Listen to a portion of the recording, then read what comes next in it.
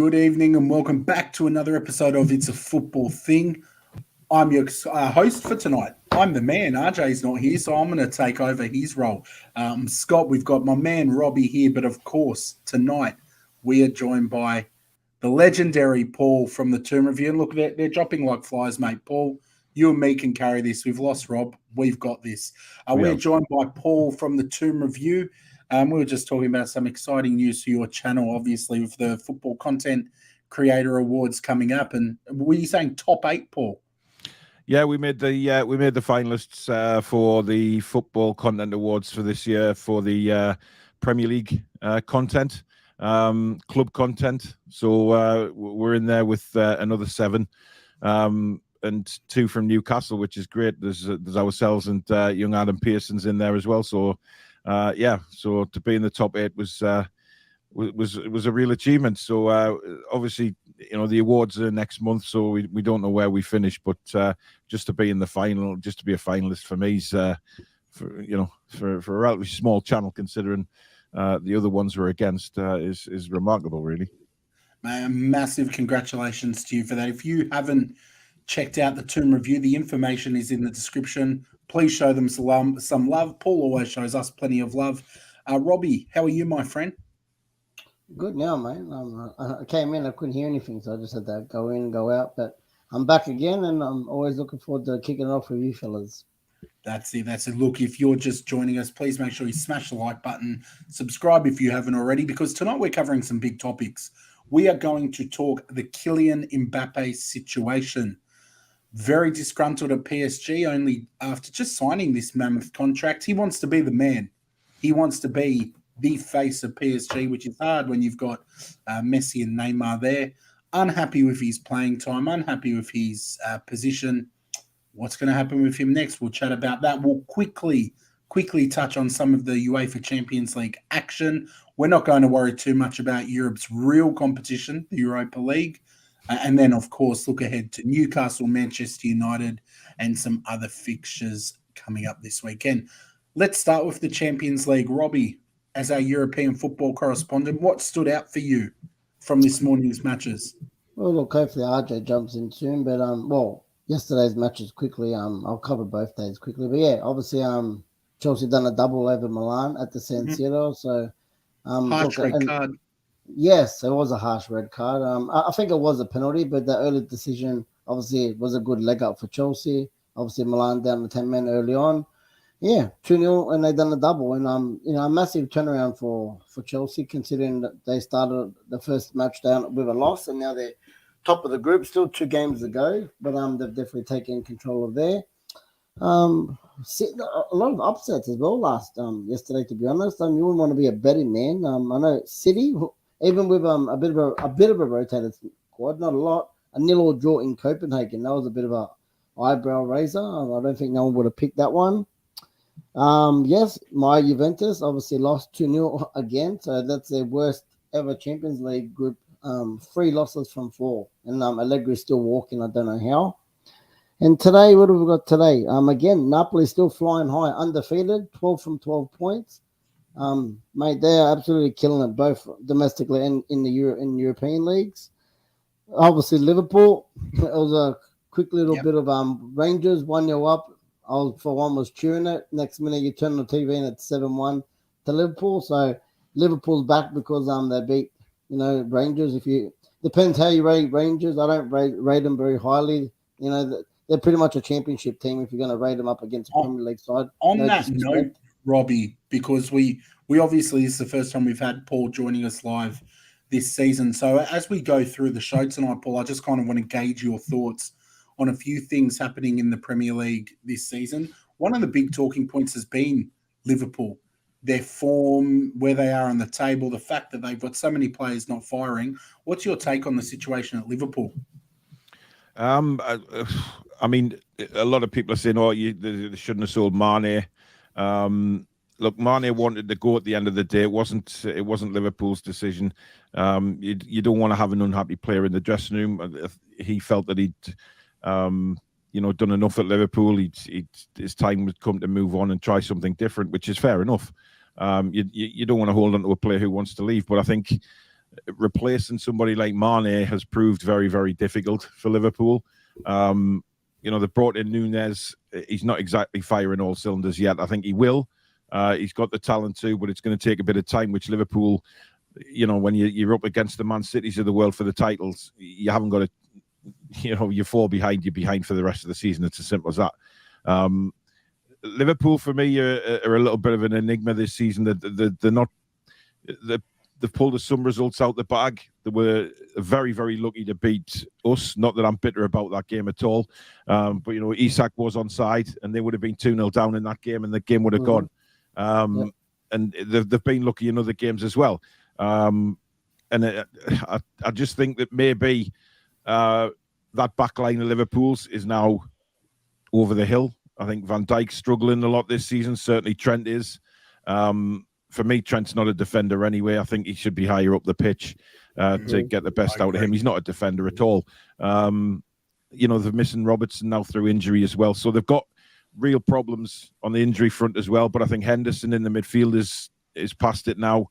Thiago's a tremendous player. Don't get me wrong. I don't really like him. But Firmino's coming back into a bit of form, which might help them for the next few weeks. But I don't know, something's missing at Liverpool, and just that kind of X factor that they had over the last couple of years doesn't seem to be there now. But it makes me laugh because to see Jurgen Klopp in the state that he is, I mean, it is hilarious. How much goodwill do you think he has in the bank, Paul? We had this chat the other week, and none of us was sitting here saying we think he'll be sacked. Do you see it differently? Do you think, say they lost the next 4 matches, I'm confident they'll lose this weekend against City. Say they lose the next 4 or 5. Do you think they could pull the trigger? I'm not sure, to be honest, mate. I think what he's done, as much as I despise the man, is, he has done fantastically well since he took the job. He's given them a league title, Champions League, everything. Champions League, as much as he can. So I think he has got a little bit in the bank, but it just depends on what the owners want and what Klopp wants as well himself. If things start going wrong, how is Klopp going to handle it himself? Because let's face it, the guy's a nutcase on the touchline at the minute, and it isn't too long. We saw him the way he behaved against us was just disgraceful, and the way he behaves on the touchline, getting angry, screaming at the referee. Either the guy's going to have a heart attack or the guy's going to get us, into serious trouble for his actions. And it's going to be very interesting to see how he copes with this pressure he's under now, because he is under pressure. They're a long way off the top of the table.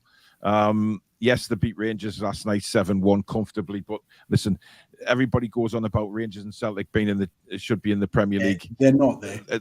That's proof of the pudding that they're a long way short. Like Robbie said, they're a championship side. Yeah, undoubtedly. So I wouldn't read too much into that. I think what I would read is how far they are behind Man City come this weekend. Listen, they may turn around, put a performance on. Who knows? But I just think they're a long way off. And losing Mane was one of the massive factors. Yes, they've had injuries, but all doesn't seem right in that camp at the minute. Not at all. Speaking of places where it doesn't all seem right, Barcelona as well. A draw with Inter, 3-3 draw. A good match for the neutral, but not for their hopes of getting through the group. All Inter need to do is beat Victoria Pleasant. I don't think I've said that right, which is likely to happen. And then that's it. That's the end of Barcelona's Champions League campaign. They'll be joining the likes of Juve and some big others in the Europa League. I'm enjoying what's happening at Barca. I'm not going to lie. They were completely bust, and they've sold their soul to try and cling to something. And it's all gone a little bit pear-shaped for them, and I'm here for it. Speaking of pear-shaped, the man with the shiniest head in New South Wales, we've got RJ joining us. Legend. How are you, mate? Better late than never. Oh, no, I can't hear him. Come on, man. Amateur hour. We can't hear. We can't hear you. Fix this up. We got Paul here. We got to be at our best. Paul, I apologise, mate. He's not one of ours. It happens, mate. It happens to us all. It really does. No, look, let's move on, though. Let's move on from the Champions League. Let's talk about Newcastle. for a moment. How are you feeling about the season to date, Paul? Because we haven't had a chance to chat. You're happy with what Eddie Howe's continued to do? Happy with the team, the signings? And what are your expectations for the rest of the season? Well, listen, how can you not love Eddie Howe? I mean, the guy is just performing, doing everything that we expected him to do. When he first took the job, first couple of days of training, we saw how meticulous he was, how passionate he was. He's in before the sun's up into the training ground and getting everything right. The players' fitness is just incredible. What a difference. But I think, the season probably hasn't started as well as he thought. We had a couple of draws at home, which we probably would have been looking to win. Crystal Palace and Bournemouth were disappointing draws. Shane's totally right about that, by the way. We'll see on the weekend. Yeah, we will. But I think the last couple of results have been fantastic. We won at Fulham 4-1. Yes, against 10 men, but some people say they're playing against 10 men is harder than 11 sometimes if they're part of the bus. But the way we knocked the ball around, the goals we scored were fantastic, and we beat Brentford 5-1 last week. Again, Brentford helped us a little bit with two very, very, very poor defending goals. But it doesn't matter. You're there to put the ball in the net, and I just think the feel good factor is there. We're sixth in the table, which is considering where we were this time last year, is just a world away. The whole club has changed. The fact that the owners are regularly coming out and chatting with us and letting us know what's going on. There's this thing about the stadium maybe getting renamed again, but they're coming out and saying that we want the supporters' feedback on that, rather than what Mike Ashley did back in the day when he changed it to Sports Direct Arena. That was money for him. This time it's different because the naming rights to the stadium, the money goes back into the club for players, etc. It's very, very different. The women's team coming into the Newcastle United umbrella now, all part of the whole club. And there's just a sort of feel-good factor. And it's strange because we've got some decent results the last few matches, and out come the journalists again about Saudi Arabia and this and that, and it's getting a bit pathetic now, to be honest. They're just there now just to spout off about a load of rubbish that's nothing to do with Eddie Howe or anything like that. So we're going to get that moving forward. There's no doubt about that. But the feel-good factor for the fans now is just completely different. It really is. It's just it's a different football club, Scott, to be honest. There has been a noticeable vibe change. Like, the fan base seems so unhappy with the situation there, and it seems like everyone's really getting behind Eddie Howe, getting behind the squad, and getting behind the owners. And you don't see that at a lot of clubs where the fans are behind the owners, the coach, the player, all at once. It is nice to see. RJ, how's that mic, man? Pretty good, mate. Better than Arsenal's current UCL campaign. Throw some more pear-shaped comments, brother. Come on. I hope we gave Chelsea the praise they deserve. I heard your comments, Paul, by the way, about the 10 men. Some teams do it harder against 10 men. Not us, mate. We absolutely hammered AC Milan. Should have won 5-0. So there you go. Happy days. Coming back to Newcastle, Paul, expectations. At the moment, obviously, like we had the chat on Tuesday night saying, is it too early to talk about a title race, a relegation battle, all of that? And we were all kind of in agreement that it's probably a little bit too soon. We're 9 matches into the season, almost a quarter of the way through. It's going to be a mix-up season. At this point in time, barring any catastrophe, where do you expect this Newcastle team to finish? Where would you be satisfied with them finishing? I think where we are now, I think top 8 is a realistic achievement for Newcastle this season. Listen, it's a very strange one, isn't it, with the World Cup coming up in Qatar, right in the middle of the season. It's going to be very strange. And then you're finishing the World Cup, and then you're straight into a transfer window. So it's going to be one of them cases where if certain players stand out in the World Cup, they're going to be mentioned in the transfer window for a lot of clubs. I think James Maddison will sign for Newcastle in January. I'm pretty certain of that. which is going to be an absolutely Huge. tremendous signing. He can make a big difference. But there's also players already there who are actually, standing up now. Miggy Almiron, who was expected to be playing second fiddle this season if we signed a right-sided forward. He's playing out of his skin at the minute, scoring some cracking goals, working hard, and really performing well. So I genuinely think if we can hold this position we're at now until the World Cup break, things could be, we could be challenging, without sounding stupid, we could actually be challenging for a European spot. I'm not saying Champions League, no way. But what I'm saying is, a Europa League spot, it wouldn't be far-fetched. It's a realistic achievement if we stay around where we are now, moving into the World Cup. RJ, I'll come to you on this next, and then we'll bounce up to you, Robbie. Obviously, we've just heard Paul saying that he thinks top 6 potentially could happen, but even being happy with potentially those Conference League spots. Anything you disagree with, RJ, there, or do you think Newcastle are a real shout for top 6? They are a top shout. The problem is there's a lot of other good teams that are in that mix at the moment, and like Chelsea, for example. Yeah, like Arsenal, maybe. If they don't lock in top 6 now, mate, they never will. I like this confidence. This Gunners, we should clip this, Rob. Man, used to. Jesus Christ. I know, right? Let's talk weekend. It's very quiet on Tuesday night. Then you bring in this whole Arsenal stuff. Let me talk about Newcastle. Give them some respect, Scott. They are in the top 6 race, and they should be, mate. They deserve to be. They've got a really good manager. They've been backed well. They haven't spent too much, but have been progressing in the right direction. And they've been a nice little project to watch unfold, to be honest with you, as a neutral fan. And it's nice to see another team enter the fray for those European spots. Top 4 probably is a bit ambitious, but 6 definitely have got to aim high. And that is aiming high, with all due respect, because you've got Tottenham, Arsenal, United, City, Chelsea, Liverpool. There's a couple of other teams that are in the mix. So, yeah, I think if Newcastle can scrape all the way to 6th spot, that'd be a very good achievement. Absolutely. Robbie, obviously in the past you've been a little bit of a vocal critic of Newcastle, but... Has he? I've never noticed. Yeah, no, he just doesn't do it when you're here, Paul. Yeah. No, look, in all seriousness, you now can see, Robbie, that there's potential in this club, and that they are... I feel like they're trying to copy that model of City, where they're not just building a squad on the pitch, they're trying to build a community, and they're trying to build up the city as well. Do you think Newcastle fans should be excited, Robbie? 100%. And call it how it is, mate. I think I've given them plenty of praise this season.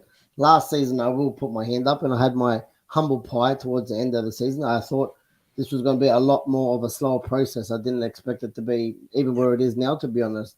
And you, for one, everyone thought they were going to go out and spend $300 million straight away. I didn't think that was going to happen, but I actually think they're playing the smart game. And, the end game is looking closer than we all thought, or than I thought anyway. I thought this was going to be a 5-year process. Well, it depends what their end game is. I don't think they're going to win. A lot of people say compare it to City, how long it took them from when they got their takeover before they won the Premier League. For me, I still think the Premier League is a long way.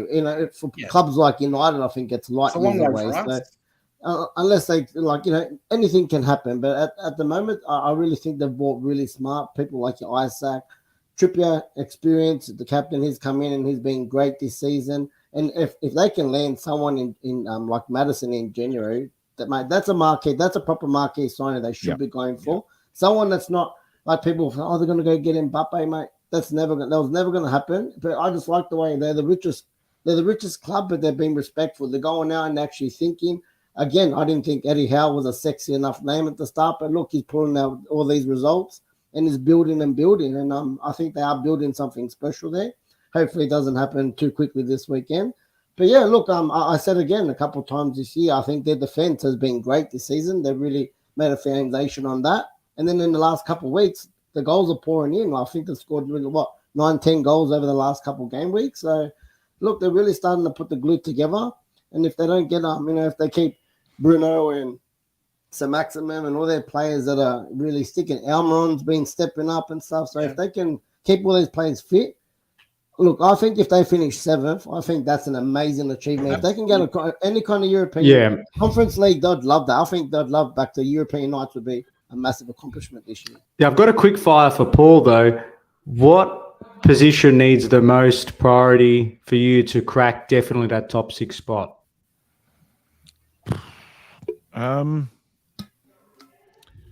You've got him, Marjo. It's a good one. Stumped him, mate. They're perfect. It's hard when a team's playing well. Yeah, it is. I mean, look, if you would ask me that a couple of weeks ago, I would have said, the right side of the front three where Miggy's playing at the minute. I would have said that straight away. But now Miggy's, listen, I still think we need somebody there, because I don't, with Miggy, the problem is consistency with him. Now, yes, he's shown consistency the last few games, but we needed it to be a really good run of games, not just a handful here and there. We were linked with Diaby from Leverkusen in the summer. There's possibilities of going back for him because he's not enjoying things at Leverkusen this season. They're all over the place. So I think if there was one position, probably there. We've done it. I think we've got 2 strikers who, when they're on the game, they're fantastic. But Isak is very versatile. He could play on the left or the right hand side of the front three as well because he likes cutting in. Callum Wilson is just a straight out centre forward, but his fitness is always a worry, is whether he's going to stay fit. But we got Isak. I think probably maybe an attacking midfielder, maybe such as Maddison. If we got Maddison, that then frees up. You've got then Willock, you've got Joe Linton, you've got Bruno. I'll tell you what, Paul. Because you're a top bloke, I'm happy to swap you, the Moroccan magician Hakim Ziyech, for Bruno, just because you're a top bloke. I'll pass on that. Thank you. Fair enough. Listen, he's been the standout signing. I mean, nobody knew how successful he would be. Because there was always this debate about him and Paqueta, who eventually went to West Ham. Everybody was saying, "Oh, get them two at Newcastle, the best mates," and it was never the case. It was always the fans just making noises about that because they were best mates. Paqueta was never really coming, and Newcastle confirmed that. He was meant to be a gunner, Paul. You poached our signing, mate. Yeah, Bruno was meant to be a gunner. Yeah, but again, it just says how far we've come in such a short space of time that we can, we beat you to Bruno. We managed to convince him to come. Botman, instead of going to AC Milan, we've convinced him to come to Newcastle. So the people behind the scenes who they've brought in, I think, is far more important at the minute than the players have brought in. You look at Dan Ashworth, Darren Eales. They're talking about bringing somebody else in now on the. I can't remember his name off the top of my head, but he's rumoured to come in to help out with the FFP side of things. And, so it's people that they're bringing in to work behind the scenes. We've already brought in a load of youngsters this season. The Aussie lad, Kuol, he is going to be an incredible signing. And to see him in with the fans at the Fulham game was incredible, just enjoying himself. And he looks a real talent.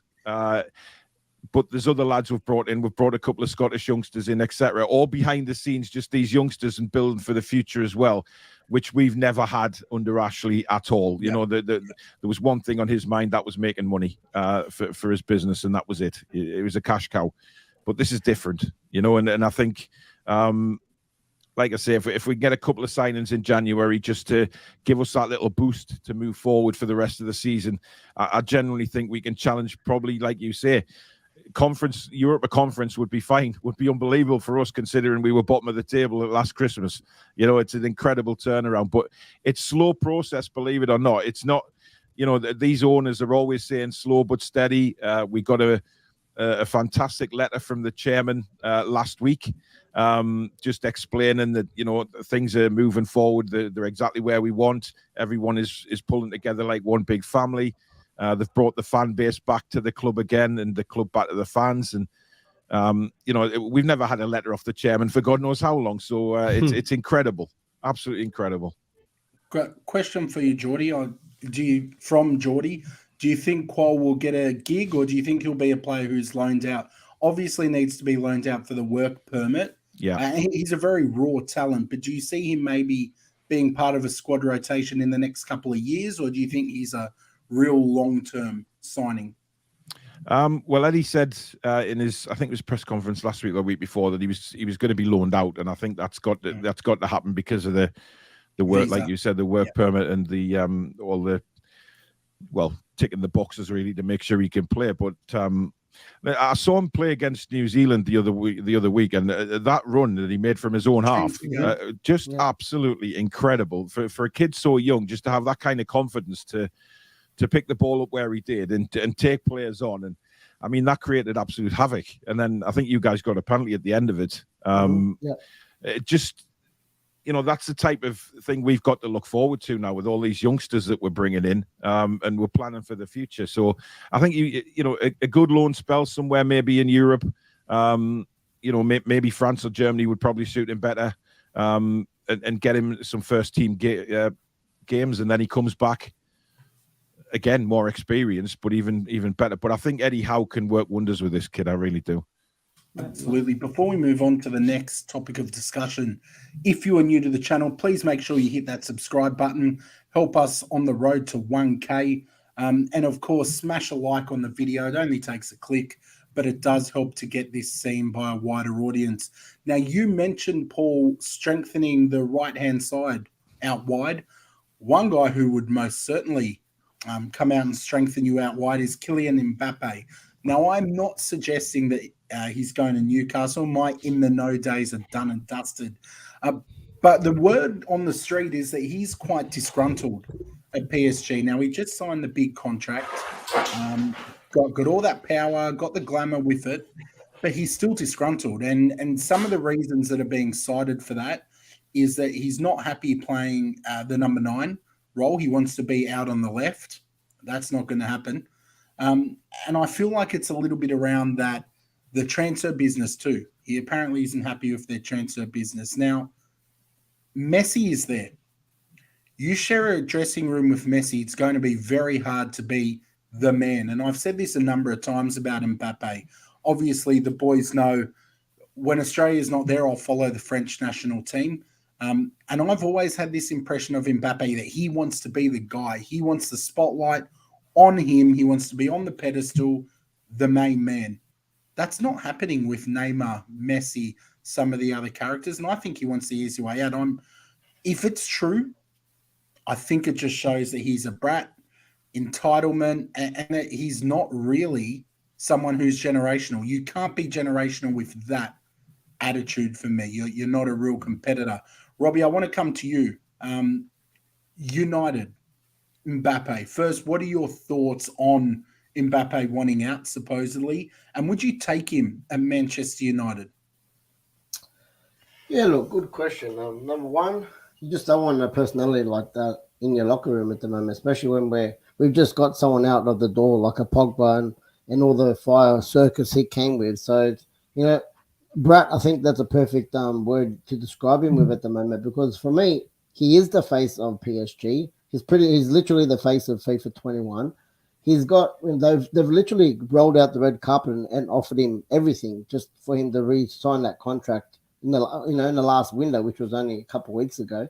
So I don't understand how he's come out so unhappy now. Look, it wasn't a big contract extension, 2025, which isn't that long, something like that at his age you'd think would be 5+ years or something. But yeah, I just thought he would have got the money. He's got his say. He's got everything he wanted. They've got, in my opinion, they've got a FIFA squad. Who else do you want in that team if he was going to go out and buy someone? So personally, I just don't know what he's whinging about. If he was this unhappy not that long ago, he could have went anywhere for free. He was a free agent. If he wanted to go to Real Madrid, he could have went to Real Madrid.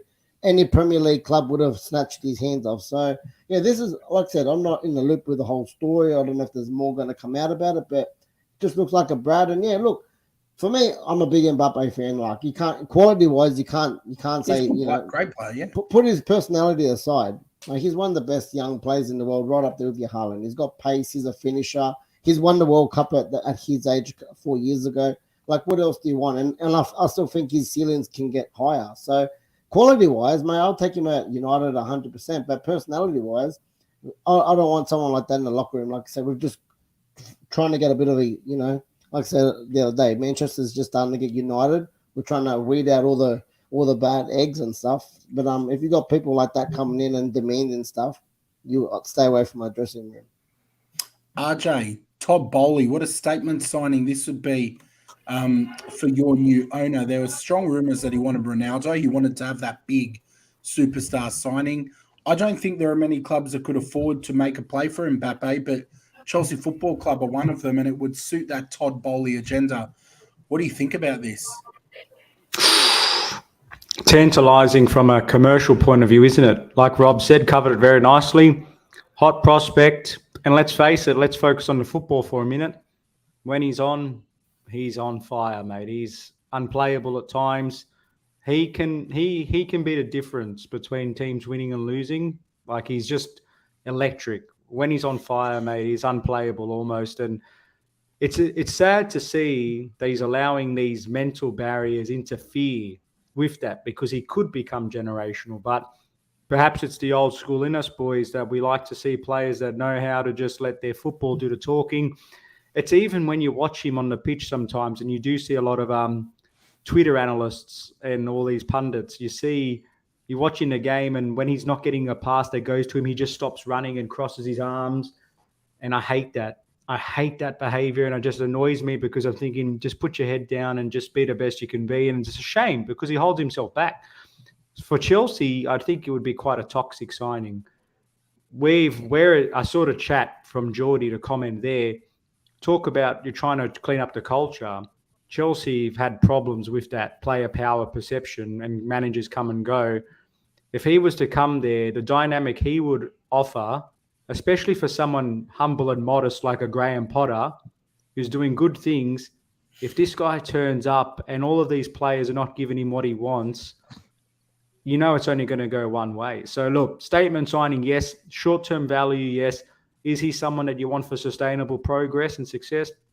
Doesn't tick the box for me, but interesting to watch what happens. He's going to fork out 300 million anyway. That's the biggest thing he's got. He's put himself into it. He signs a contract. He's got to release clause like that. Well, I mean, look, PSG let him go. Yeah, they are saving a lot on wages. They are saving. It comes down to the age-old debate, Robbie. And I'll put a poll in there. What should they do with him? Should they sell him ASAP, which 60% of the voters think? Should they force him to buy his way out of his contract at 27%, or should they just ignore the situation and hope it goes away? For me, it's that debate of how long do you hold on to an unhappy player, knowing that it could potentially spread. That kind of mentality can become a bit like a disease. It can tear apart a dressing room. Like, for PSG to take a more humble transfer fee, but clear his wages, clear his attitude, I don't know. I think they need to get rid of him. Like, if Chelsea offered them 160 million, for example, 150, which you never know with Bowley, I think they'd be silly not to take it. For me, the only problem there would be I could picture him walking onto the training pitch, Graham Potter asking him to go for a jog, and him asking Graham Potter who he is. Could you imagine Graham Potter trying to manage Kylian Mbappe? You're a long way from Brighton there, but Newcastle, pretty smart guy though, to be fair. Oh, of course, very clever. But Mbappe, that attitude, I don't know. And this is from someone who backs the French national team. Like, I can't have that soft spot for Mbappe. I like him less and less the more I see of him and his personality. Paul, quickly give us your thoughts on that Mbappe situation. Obviously, would be a huge signing at Newcastle, but do you think there's any chance at all? No. Pretty much no. But I echo everything Robbie said, to be honest. I mean, you know, tremendous footballer, but do you really want that kind of negative attitude? You know, he's talking about losing Pogba and stuff like that. You know, Man United don't want to go down that route again of having a bad apple in the dressing room. And certainly Eddie Howe isn't like that either. He won't want that kind of, you know, he's got a tremendous morale in that dressing room right now. And Mbappe, as tremendous player as he is, you know, there's something wrong in it. You know, his attitude's not where it should be. And he's making that public. So the only team I can see him ever going to is Real Madrid, simply because, you know, they're not bothered about attitudes quite obviously. They just want the big names, the superstars. You know, so that's the only place I can see him going. But if I was PSG, I'd let him rid. go there. Yeah, I don't think PSG would let him go there. Like, we've seen the little rumors already. Yeah, if you want to go yeah, anywhere. But I agree. because of what all the kerfuffle that was happening in the transfer window, I could see PSG muscling up and say, "Go wherever you want, but we're not letting you go there on principle." And I don't think the money is a big bother for them. We know they've got stacked up with money. I don't think that's the issue. Straight swap for Vinicius. What do you think? Yeah. Can you imagine? Yeah, I don't think Real Madrid would give up Vinicius either. I just think with players like that, it's sad in a way because they've got tremendous talent and they have to let clearly he's got an ego, and it's just not something I think that a lot of English clubs like having around, to be honest, because anything that upsets the dressing room echoes on the pitch. So it's wrong in every way. So I think if he's got an ego, then it puts a lot of potential destinations off. Simple as that. Absolutely agree. Okay, we are going to move on to some quick fire predictions for the Premier League matches this weekend. Us boys have a bit of a competition. Paul, I'm coming last currently. I can't remember which one of you is first. I think it's you, Rob. No, RJ moved in front this week. Oh, geez. Okay, but it's tightening up. So we'll do some quick fire predictions, and then at the end of the predictions, we'll come to the Newcastle and Manchester United match because, of course, we want to dedicate some time to that. So let's get into these predictions. First one, Brentford hosting Brighton. I'll kick this one off, boys. I think Brentford won't have enough to beat Brighton. Brighton has still looked good, so I'm going with Brighton to win it 1-0. Robbie? Yeah, 2-1 Brighton. RJ? They've been playing. Yeah, go. We'll keep it quick. Sorry, Rob. No, you're right. Kick on. I'm with Robbie, 2-1 to the Seagulls. And Paul? 2-0 Brighton. All right, so that's 4 for Brighton, ladies and gentlemen. Doesn't get any clearer than that. Leicester City hosting Crystal Palace. This will be an interesting match. Both teams not having the greatest seasons. It is at the King Power, but I'm going to go for Crystal Palace win here. 2-1 to Palace. What about you, Paul? Yeah, I've gone 2-1 Palace as well. RJ? I think this will be 3-2 to Palace. Wow, I'm Robbie. Yeah, Palace again. I'll go 2-0 Palace. I think if Leicester lose this game, Scott, I can see Rodgers being sacked. This game? Been saying it for weeks, Paul. Well, rumor has it that they can't afford to sack him, which is bizarre. But I just don't see how he continues if they lose to Palace. Where they are now, they need a change, and they need a change quickly. So, but like you said, we've been saying it for weeks. But you never know. It's just who would they bring in, Paul? I think you know what I mean. That's the problem. Steve Bruce. He's the man. Steve Bruce. You know, this god of a manager. You know, he's out there. He's free. Just get him in. Jesus. Don't know about that one. Just quickly on Leicester, could you honestly see them letting someone like a Maddison go in their situation in January? Yeah. They may have to, though, Robbie. If the financial situation is as we think it is, I know they sold Fofana, but a lot of Leicester fans are saying that just took care of certain finances. If they can't afford to sack a manager, then they are needing money. And I think the way Maddison's contract is as well, mate, I think if 60 million comes in, they can't say no. They simply can't. Not in their situation. Yeah, fair enough. In fairness, though, it's not like Brendan Rodgers got his squad strengthened. It's not like they gave him a whole bunch of tools to get the job done, and he's disappointed with them. That they didn't back him in the transfer market either, which I think is a large part of this. They've gone stale, so they've got not as bad though. They've still got good players. Yeah, yeah. I mean, look, are we thinking about the Jamie Vardy of 4 or 5 years ago though? Well, or are we thinking about who he is now at this age? But they've still got Harvey Barnes. They've still got Tillemans. They're still good players, man. Yeah, Justin James. Daka's a good striker as well. Or I think a lot of maybe pundits, Scott, are saying what you said, about that situation and saying, well, he wasn't backed in the summer, but they've still got some really good players there. If you look at the amount of players that other teams would take from Leicester. There's a lot of players in that team that a lot of other Premier League fans would say, yeah, we take him. So when you're talking about a team like that and saying that we take a lot of players, they shouldn't be where they are. Really shouldn't. 100%. All right, let's move on to the next one. We're going to start with you, Robbie. Fulham hosting Bournemouth. What do you think's happening here, champ? Yeah, hard one to pick. Bournemouth have surprised me. I've been not picking them every week, and they've started to crawl up the table. I'm gonna go draw in this one, 1-1. You took the words right out of my mouth, mate. 1-1 here too. What about you, Paul? I think if Mitrovic is back, I could see Fulham winning 2-1. But like you guys said, I mean, O'Neill's done brilliantly there, hasn't he? Since he took over. So if Mitrovic is out, I'd probably see a 1-1 as well, to be honest. And Let's round it off. 1-1 for me too, fellas.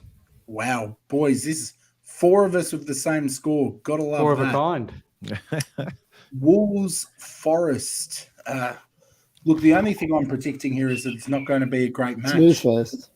And I won't be getting out of bed for that one at 1 a.m. in the morning. I'm just going to go for 1-1 here just because. What about you, RJ? I think this could be a 0-0. I don't like to pick 0-0s, but geez, I'm not inspired by any sense of this match. Where's Rob? this, the Molyneux, or is this at Forest? This is at the Molyneux. Question, is that relevant? It's the Yeah. 2 teams that are playing. Oh, no. So- I hate Wolves. I want them both to go down. Yeah, look, I'll go board draw, 0-0 as well. Maybe Costa might pop up and do something, but I'll go 0-0. And Paul? Yeah, 0-0. All right, this one, I would love to see both teams lose if possible. Hate one of these clubs, hate the manager of the other club. Tottenham Hotspur hosting Everton. Tottenham and Frank Lampard. What more could you possibly want for a great day of football? RJ, you're a bit of a fanboy, mate. Go on. You go first. Oh, he's the best there was, is and ever will be. Super Frank. Look, it was a fork in the road against United. Like we said, deserved to lose, but they didn't get hammered. So I think they'll take a lot of heart from that. Tottenham, not inspired at the moment. They've got a couple of results. You probably spoke about in the UCL part, edged the win against Frankfurt. Could have easily lost or at least drew that game. It's at Everton, I believe. Am I wrong? Am I wrong about this? No, it's at Tottenham Stadium. Oh, it's at Tottenham. See, that does give me a little bit of a concern. I do expect a response from Everton, but look, trying to be objective and keep my top of the table status intact, I do think Spurs will win this one. I do, unfortunately. I think they'll win. I'll go 2-1, unfortunately. All right, what about you, Paul? 2-1 Spurs as well. I'm 3-1 Spurs. And what about you, RJ? Robbie, sorry. Yeah, look, again, I think I'll go 2-1, but I agree with everything RJ said. They haven't inspired me. They're getting results, which is good for them, but they're not playing good football, man. Like RJ said, in the Champions League, they haven't been great, and they had one of the easiest groups. Like I said, they had a loss the other day. They had a draw last week against Frankfurt. They got through today, but it wasn't amazing. So just got dangerous attackers, don't they? They just got game changers. For a big up for you, like I said, they played up against Arsenal the other day and they got touched up. So when they come up against someone with a bit of quality, they're not great. But look, I do think at Tottenham Hotspurs, I can't see us at the same time Everton back-to-back losses the way they've been playing. So I'll go 2-1, but it'll be a hard 2-1, I think. All right, the next match we're going to talk about, RJ, your team's involved in. Aston Villa are hosting your Chelsea boys. Give us your thoughts. Yeah, look, things are going well for us at the moment. Don't want to overstate it. It's early days. Let's be very clear about that. Early times in the Potter regime. It's 5 games in. Hasn't lost yet. Hasn't been too much philosophically, but he is seeming to get a lot more out of this group of players. They're looking a lot more positive. They're creating lots of chances, scoring. Still a little bit goal shy, thinking we could be converting a little bit better. But I tell you what, he's got a little good purple patch with the rotations. Reece James' injury is a little bit of a scary concern because he's head and shoulders our best player this season. Mm-hmm. But Mason Mount's been in strong form. Pierre-Emerick Aubameyang, he's starting to find the goals. Raheem Sterling's been contributing. So I'm really liking what we're seeing with the attack. Jovicic, so been playing really well in the midfield. And, of course, Thiago Silva's marshalling them well at the back. Lots to like.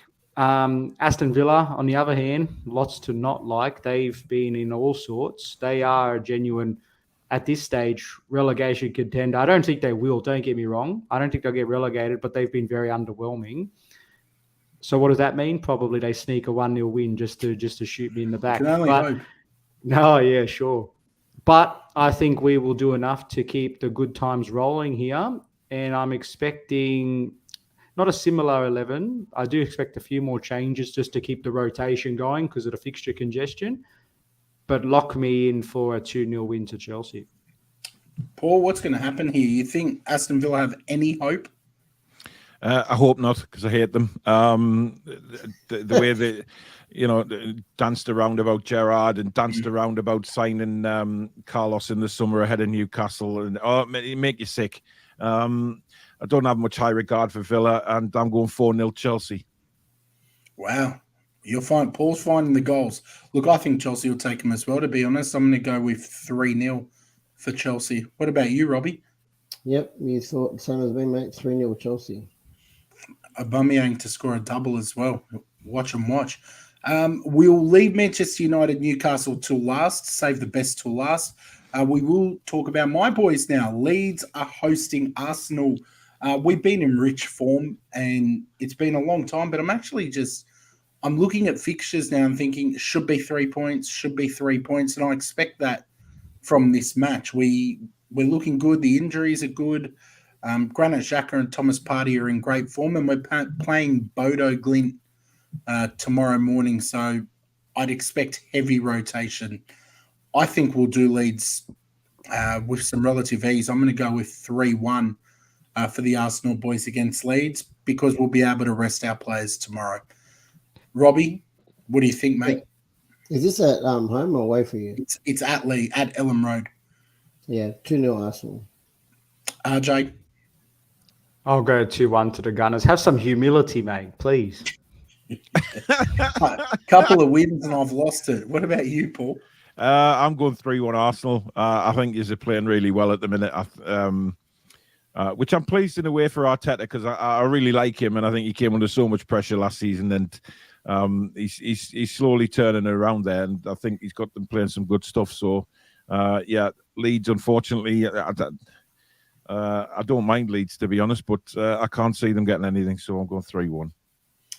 Two more matches before we get to the United Newcastle one. Southampton hosting West Ham. I'll keep it simple. I'm going to go West Ham 2-1 in this match. What are you going, Robbie? 3-1 West Ham. Skamaka on their score sheet again. Paul? 2-1 West Ham. And RJ, that's you, man. It is me. 2-0 to the Hammers. Hammer time. All right. And Liverpool, Manchester City. I have a feeling that Man City are just going to inflict some more pain and misery on Liverpool. It's going to be interesting to see if those goals, that flurry of goals, albeit against Rangers, if that gives them just a bit of life, a bit of spark. And in defence for Liverpool, they did play quite well against us. They did play quite well, probably a little bit unlucky not to come away with a point, but I don't think they've got enough to take anything from Man City. I'm going to go with Man City to win it 2-1, but I think Liverpool will put up a fight. They've got some quality players in that team, and I think they'll try and resist. Paul, what do you think's happening, mate? 4-1 City. I think they'll expose Liverpool's defence. I really do. I don't think they'll handle them. They've been all over the place this season, and like Shane says, Haaland turns up. He'll be all over them. He really will. And let's be honest, Liverpool haven't shown anything in the Premier League this season to say they can defend well against Man City. City are just a world apart from anyone at the minute. So 4-1 City. All right, Although can I just say we did get a point off them. Someone's got to do it. Thank you for that too, because that put us in top spot, mate. Come on, boys. Come on. None of that. I don't know. That's a lot of confidence. I know it's Rangers. It's still 7 goals. That surely's got to give them something. I don't know if it'll be enough to change the result. I just don't think it'll be as dramatic in terms of the hammering. It's funny. Football can be a really strange game at times. Momentum can just flick on and off like a light switch. 10-0 City, no, but just kidding. I think it'll be... I still think City will win, but I don't think it'll be as comprehensive. I think it'll actually be 4-2. I could see a lot of goals both ways. Robbie? Yeah, 3-1 City for me. And boys, just a yes or no. Butcher's asking, is the title race over for Liverpool? For me, it didn't start. It's finished, gone. They've never been in it. it went after a couple of games. Went after the first game, to be fair, against Fulham. Yeah, no, definitely not. 14 points off you guys. There's no chance, especially the way City are at the moment. It's scary to think that they're closer to a relegation race than a title race. I think it's hilarious. No, when I said sad, I was definitely being tongue in cheek. 100%. Yeah. I mean, the Jurgen's Nashes are going to be smashed to pieces, just gritting his teeth constantly. All right, let's move on, boys, because we've got one more fixture left, the one that I know Paul and Robbie will want to sink their teeth into. But we're going to start with the guest, Robbie. You'll have to be a good little listener. Paul, I was going to let it happen anyway, mate. Go for it. You are a gentleman, Rob. You are a gentleman, mate. I'll tell you that. What are you expecting out of this match, Paul? Because United have started to look a lot better. They've started to hit some form. But you guys are no pushovers as well. What are you expecting to see in this match? It's difficult because I think Newcastle going to Old Trafford this season are probably in the best position to get a result this time around because of the way we're playing and the players that we have available. I think left back is probably a position for us that is a worry at the minute as to who to go with, whether he goes with Dan Burn or he goes with Matt Targett, because if he goes with Dan Burn, Anthony's pace may well just blow him out the water. That is a worry because he looks a tremendous player. But Matt Targett hasn't started this season particularly well, but he plays well against pace. He seems to read the ball a lot better than what Dan Burn does. So that's a big decision for Eddie to make. Midfield is going to probably where I think the game is going to be won. You've got the two Brunos going at it. So it's Bruno Fernandes for me has dipped in form remarkably. I don't know what's happened to him, but whether it's the system he doesn't like or what, I don't know. But I think our midfield can get at him, and because he seems to be losing his temper and getting really frustrated quite easily this season. So we could possibly get at him. But this guy, Ronaldo, seems to love scoring against Newcastle. So whether he plays or not, if Ten Hag looks at his record against Newcastle, you think he's got to start, really, just his goal-scoring record against us. But I think it's going to be a really, really entertaining game. I think Man United will certainly go for it. Newcastle will certainly go for it as well. So I can see it being quite an end-to-end game and a really enjoyable one.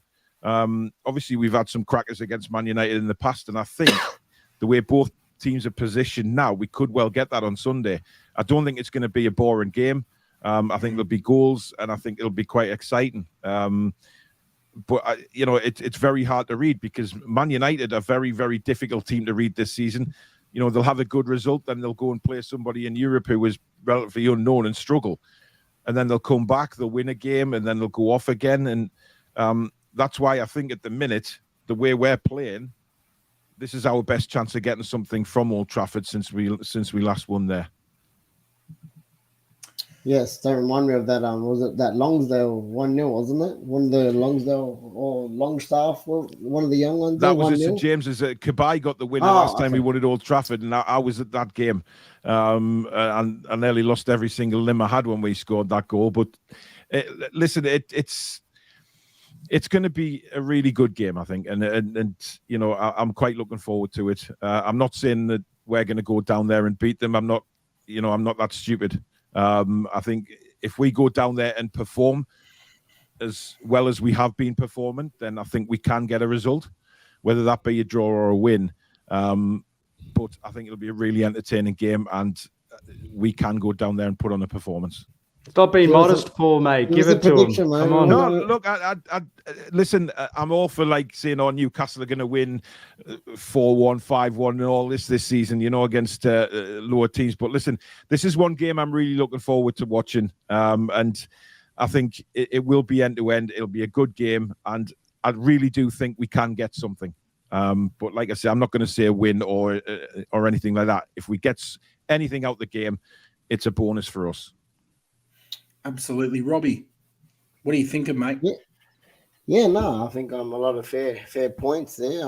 I actually am looking forward to this game, and at the moment it's very hard to call. Again, it sounds simple, but whoever turns up for this, and which United is going to turn up for this, obviously have a home European fixture tomorrow. Again, I think there will be a lot of rotation. I think hopefully we should put the sword to them this time at home, and I'm hoping by the an hour mark, if any of our big boys are starting, they're coming off.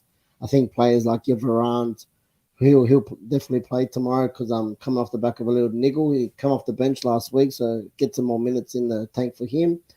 Be very interesting to see who plays as a number 9, if Ronaldo does start, or again Tony Marshall at the moment is a doubt. If he's fit, he plays for me, Martial, even over Ronaldo. Like I said, I do expect Newcastle to come at us. I don't think they're going to sit back and be a low block, and that's a bonus for us because we normally do struggle against a low block. So yeah, I do think this will be at the head. I think they'll come at each other, and yeah, if there is any space exposed at the back, I expect our pace to expose and hopefully punish. So look, I don't think this is going to be an easy game at all. I'm just hoping, like I said, like what happened with Arsenal, we exposed the space with our pace at the back. And yeah, I don't care if it's pretty or if it's playing counter or whatever. We need to get a home result, especially with another couple of big games coming up. I think it is going to be a very, very hard-fought win if we were to get the 3 points. I'll go 2-1. We really need to get this, but I really respect Newcastle at the moment and their defense, which has really impressed me. Yeah, I was going to say that's one thing that we have different is we've got 2 centre backs who are on the top of the game at the minute. Fabian Schär has just sort of gone up a level. He's always been that good player, but he's never had the chance under certain managers. But alongside this Botman guy, he just oozes class. I mean, he's 2-footed. He can pass with the right or left foot to clear the danger or make a crossfield ball.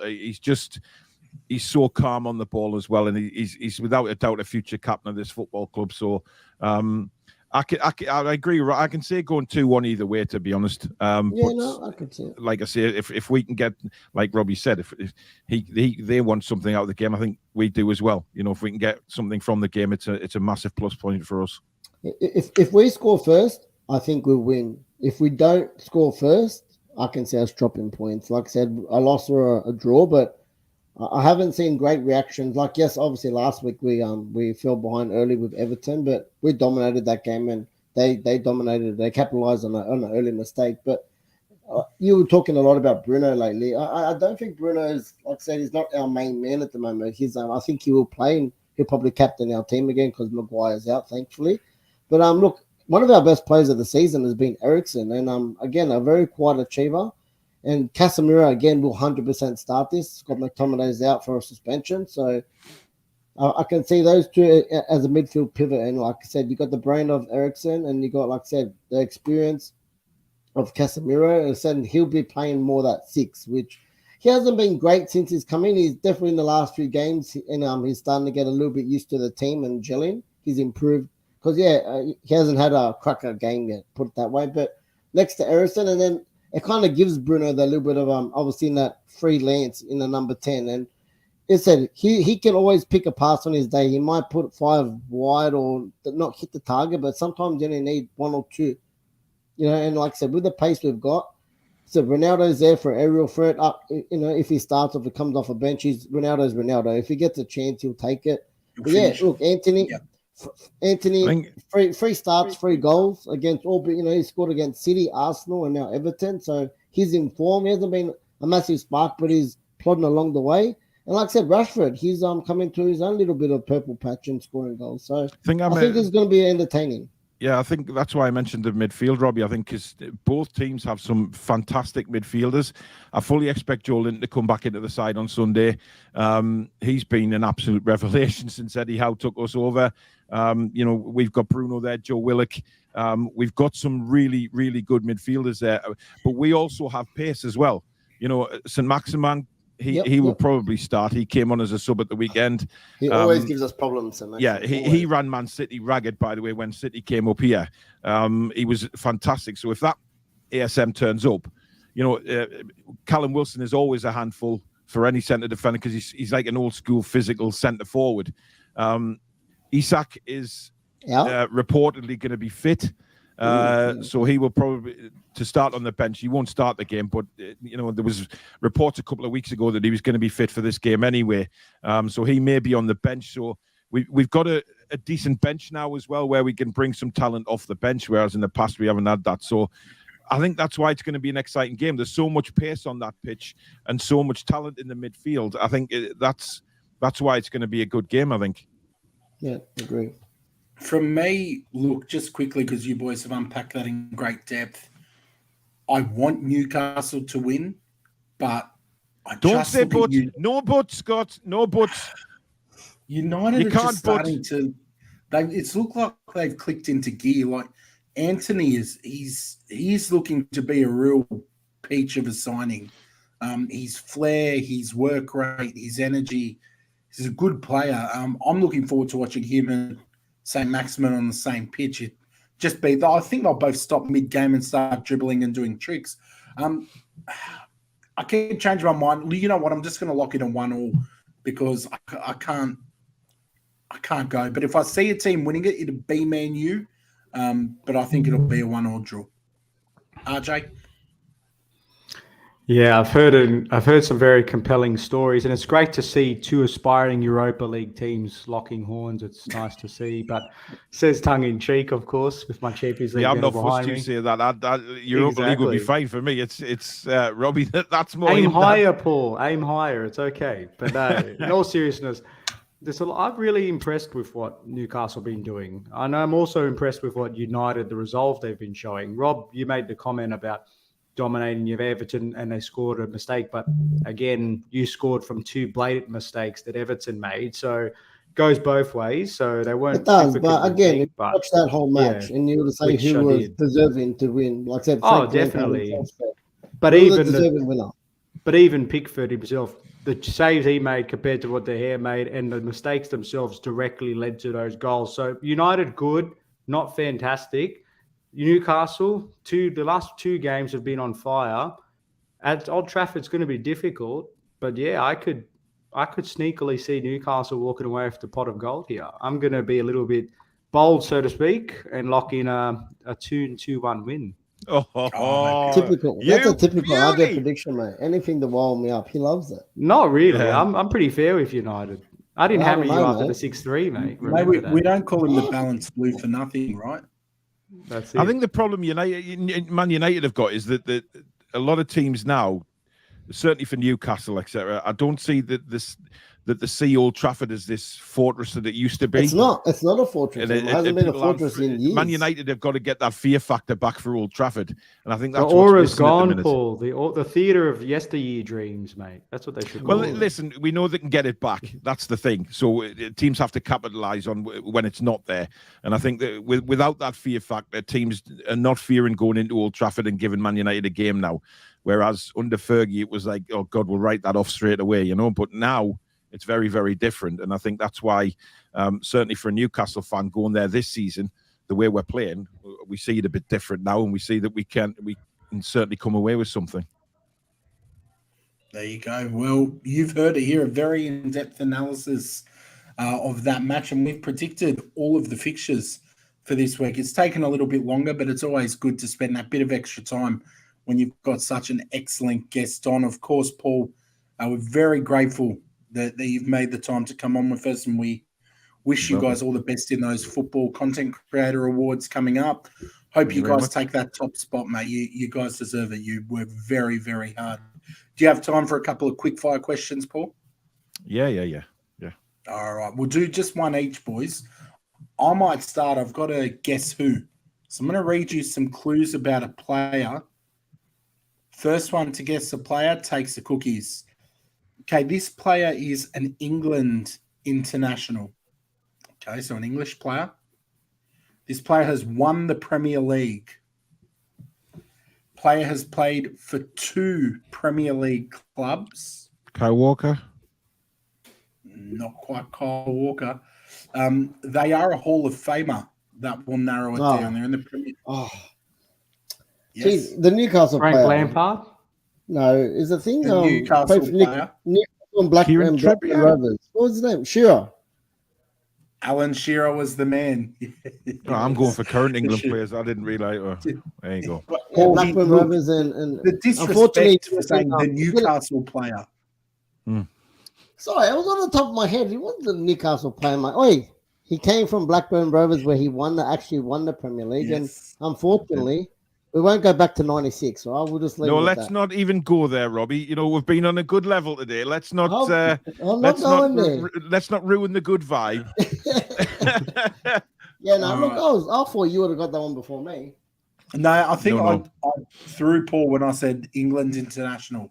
I should have said former England international. That's my mistake. Robbie, you got yours ready, mate? I've got nothing tonight, boys. I'm sorry to disappoint. So we'll That's continue okay. with RJ. I've got one. Rob, why didn't you have a question? That doesn't it. But the question is, would you rather score the winning goal in a Champions League final, World Cup, or to win the Premier League, but not be a regular starter, or be a regular starter week in, week out of a winning team of over a World Cup, Champions League, or Premier League? So, like, obviously, Batshuayi, for example, for Chelsea. Yeah, I'd take the winning goal. I think that that lives on forever in history, and your starts don't. Okay. Yeah, no, I'd agree with that. I'd rather be consistent. Like I said, just someone like a Kevin De Bruyne. Is that what you're talking about? Like, still wins trophies, but hasn't scored the winning goal. If that's what you mean. Yeah, that's a good player. Yeah, I'd go for someone that plays consistently, a big game player, still wins honors, but I'll go with that one. Yeah, I'd rather be the consistent player. Yeah, I'm not the headliner act, mate. I'd happy to be in the midfield and not score the goals, but part of the regular winning team. Well, it has been an absolute pleasure to come to you tonight and share a great show. Paul's channel information is in the description. Make sure you show them some love. Tune in. They put out some amazing content, and the work rate over there is second to none. I've still got to order my mug, Paul. I've seen their mugs. I still need to order my mug. I just got to stop being a mug and get it done. Got to get a mug for that mug. A mug for a mug, hey? They do get there eventually as well. I think Shane got his. I sent him a football top as well. I think I cannot remember something I sent to Shane got there. So they do get there. It's just with these it's customs and all that now. It's crazy. No, look, but we appreciate you coming on, Paul, and making the time. Problem. And boys, of course, always appreciate the two of you. We'll be back next Tuesday, 8:30 p.m. to look back at the action from the weekend. But until then, take care and enjoy your football, everyone. Ciao.